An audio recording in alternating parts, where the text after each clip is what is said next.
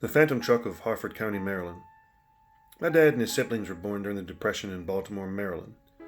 The family was originally from North Carolina, and my grandfather moved to Virginia briefly to work at a gun cotton plant before he was drafted into World War I. My dad told me stories of the family that adopted them in Harford County, Maryland. They were called the Kirkwoods. I went there a few times as a teenager, and the place was great. Over 300 acres and 2 huge fish ponds filled with bass, bluegill, and sunfish. The home that was on the property dated back to the early 1800s and has seen a lot of history. Rumor had it that Andrew Johnson stopped at the family inn after President Lincoln was assassinated. My dad told me a story that boggles the mind. It happened when he and his 2 brothers were eating dinner one warm summer night. They had just come in from tending to the farm and were certainly hungry. Back in those days, they worked from 6 a.m. till dark, and their reward was a roof over their heads and good home-cooked meals. As soon as the family sat down to eat, there was a rumble of a truck engine on the family road that led to the house. They wondered who it could be and weren't expecting anyone due to the fact that all deliveries had been made earlier in the week. Mr. Kirkwood got up and angrily looked out the window to see an old truck sitting there idling with no one in the driver's seat. He then thought the driver had gotten out and was coming up to the old house for something. He opened the door and saw no one. He wondered what was happening, so he went out to the truck and still didn't see anyone. He stood there scratching his head in confusion. He walked around the property and barn area to see if anyone was there. Perhaps they went to another part of the house, but he couldn't find hide or hair of anyone. Just as Mr. Kirkwood came back into the home, something strange started to happen. All the doors and windows began to shake violently, as if some unseen force was making them do it. My father said he was so scared that he hid underneath the table with his brothers, shaking. Old Miss Kirkwood was comforting the boys and reciting Bible verses which seemed to enrage whatever or whoever was shaking the doors and windows. Mr. Kirkwood was a large and muscular man, and he locked the doors and ran to the bedroom to retrieve his trusty double-barrel shotgun. He looked at the family and said, "Anything comes through that door, it's going to get 2 loads of buckshot in it."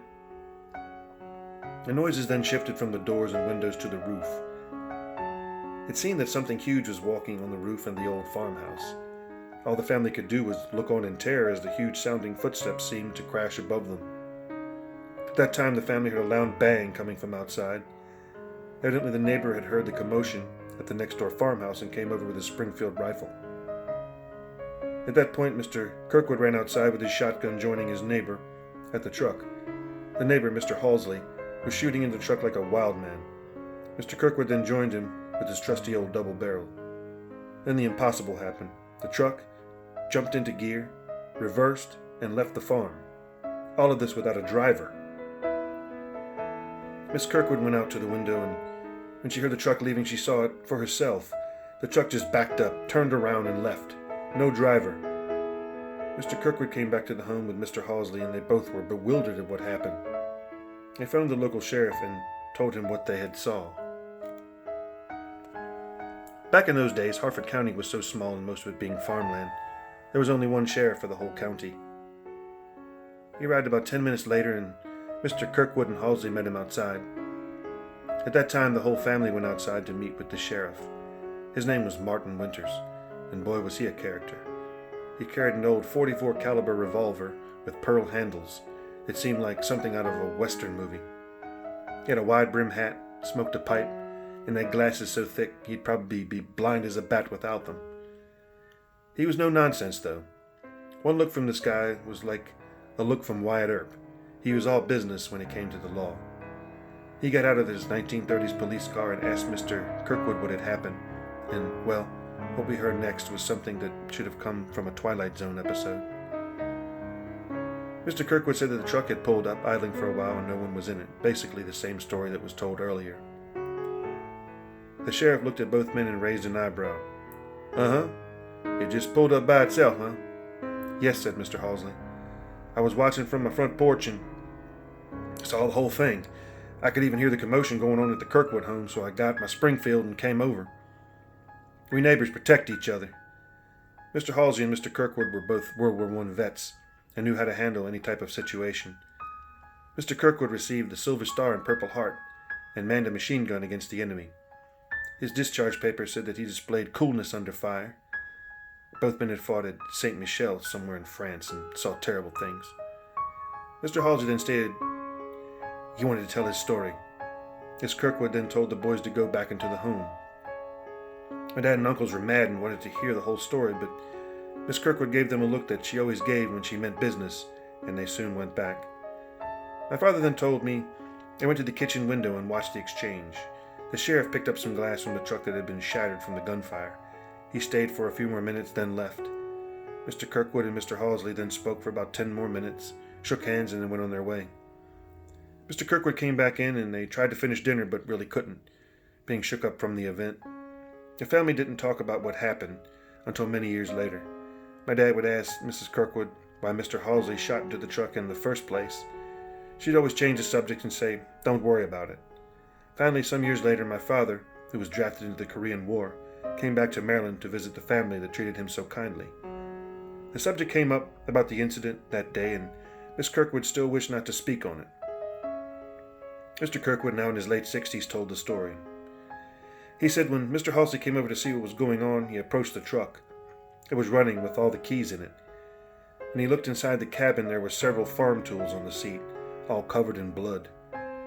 In fact, the whole cabin of the truck was covered in blood. It looked like there had been a massacre. He then told a story that horrified me. He said, "I saw various tools. There was an axe, a pick shovel, and looked like a sickle, and they were all just doused in blood, like someone had poured buckets of it in there. There was rope, and there was also a pair of handcuffs.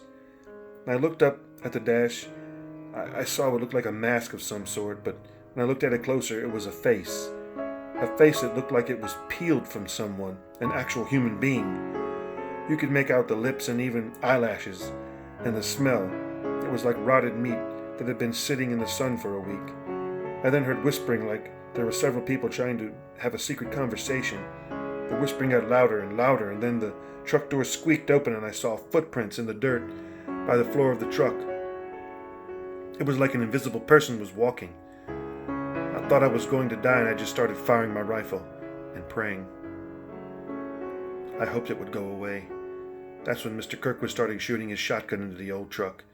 I guess he scared whatever it was, and that's when the damn thing must have jumped back into the truck and took off. I actually saw the gear shifter go into gear. The truck had no plate on it, and from that day forward it was never seen or found. When I went to the property back in the late 80s as a teen, I wondered, man, wouldn't it be something if that truck rolled up here at this very moment? I think not. We never figured out what it was. Was it a ghost? A demon? Some sort of phantom? I guess we'll never know. But if you ever see an old truck driving the back roads of Harford County, Maryland, go the other way.